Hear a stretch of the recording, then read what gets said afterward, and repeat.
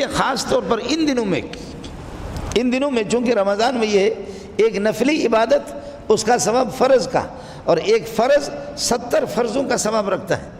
اور ماشاءاللہ ہمارے مارکیٹ والے ساتھی، منڈی والے یہاں بیٹھے ہوئے، وہ بھی دبا کر کے پھر یہ کرتے 10 روپے والی چیز کو 70 پہ دیتے ہیں، اس لیے کہ بڑھا دیا جاتا ہے.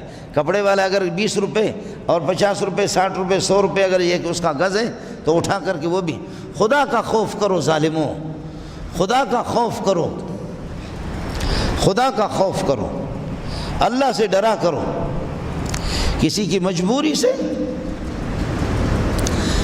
مجبوری سے اس طرح لوگ خریدیں گے نہیں، روٹی نہیں خریدیں گے تو کیا کریں گے؟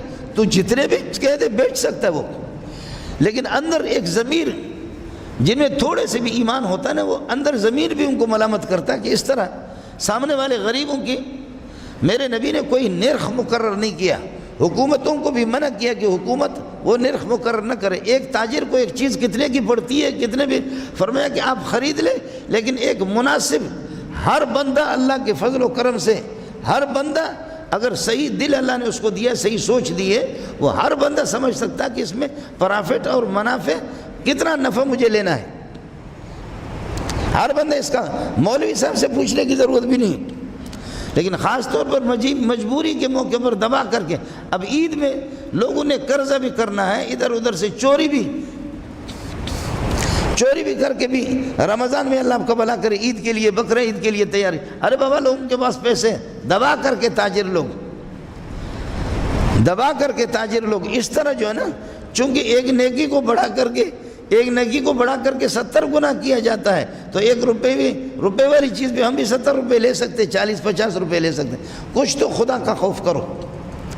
اس مہینے میں ہاتھ اپنا کھلا چھوڑو، اس مہینے میں دل اپنا کھلا چھوڑو، اس مہینے کے اندر لوگوں کے ساتھ رعایت کر لو. میرے نبی نے بخاری کی حدیث ہے، فرمایا کہ ایک بندے کا انتقال ہو گیا سابق امتوں میں سے، میری امت کا نہیں تھا. فرمایا کہ سابق امتوں میں سے جب وہ اللہ کے سامنے پیش ہو گیا تو اللہ نے فرمایا کہ آپ کی کوئی نیکی آپ کو ہے؟ میرے رب کو تو سب کچھ معلوم ہے، لیکن اللہ پاک صرف فرشتوں کے سامنے ظاہر کرنے کے لیے ان سے پوچھ رہا ہے کہ بولو کوئی تیری نیکی ہے؟ بندے نے کہا کہ کوئی نیکی نہیں. کہا کچھ تو سوچو کوئی نیکی. کہا میری کوئی نیکی نہیں ہے. کہا کچھ تو سوچو. فرمایا کہ ہاں، میں مالدار آدمی تھا، میرے نوکر بھی تھے، اور میں تجارت بھی کرتا تھا. لیکن تجارت میں جو غریب لوگ ہوتے تھے کوئی پیسے اگر دے نہیں سکتا، کپڑا مجھ سے خریدا تو کبھی ان کو معاف کرتا تھا. اور مالدار اگر بر وقت دے نہیں سکے تو ان کو مہلت دیتا تھا مالدار کو کہ تو 2 مہینے کے بعد دینا، 3 مہینے کے دے دینا. مالداروں کے ساتھ بھی ان کو مہلت دیتا تھا، ان کے ساتھ بھی رعایت ہوتی تھی. اور غریب اور مسکین اگر مجھ سے کپڑا خریدا ہے، وہ پیسے دے نہیں سکتا تو ان کو میں معاف کرتا تھا. بہرحال مجھ سے جو کچھ بن پاتا تھا میں نے اپنے نوکروں سے اور اپنے ملازمین سے کہہ رکھا تھا، اپنے نوکر اور ملازمین سے کہہ رکھا تھا کہ اللہ کے بندے چاہے مالدار ہوں یا وہ غریب ہوں، آپ کے دکان سے جب خریدیں ان کی حالت کو دیکھ کر کے ان کے ساتھ درگزر کرو. فوراً اعلان ہو گیا کہ میرے اس بندے کو فوراً جنت میں پہنچا دو. میرا بندہ، جب تو میرے بندوں کے ساتھ درگزر کرتا تھا میں نے تیری نیکیوں سے بھی درگزر کر دی. یہ بخاری کی حدیث ہے. تو بندہ ہو کر کے بندوں کے ساتھ اتنا احسان کرتا ہے، درگزر کرتا ہے، تو مجھے بھی.